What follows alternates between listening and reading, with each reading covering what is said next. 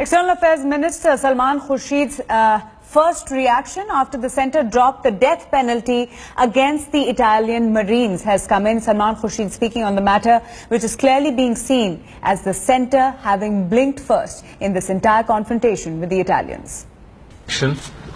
It is an interaction between the court and the law officers, and the court has obviously asked for some clarifications, some points that must have been made by the petitioners, which is the Italian Marines. They must have made some point. The court would have given notice and asked for some clarifications, and the government has given clarifications. And I think that what the government has said is basically what is clearly my understanding as a lawyer is that that is what is the reasonable, objective thing that we could have done.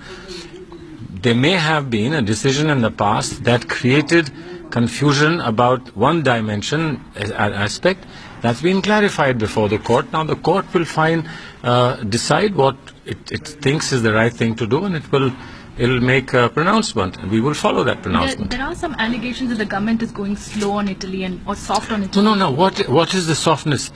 There is a huge agitation going on in Italy. That 2 years have passed. We've not even been able to bring charges. Would you say that this is going soft? That there's an agitation in Italy? Now, they have some expectations. We have some expectations. A loss was caused to 2 of our citizens. Now, a loss was that of death. It's not a small thing.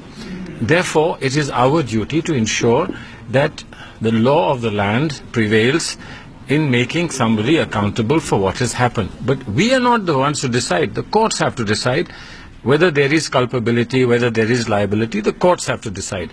Unfortunately, because of various difficulties and complications, we've not been able to file the charge sheet thus far. 2 years have passed, and therefore people are complaining that 2 years have passed.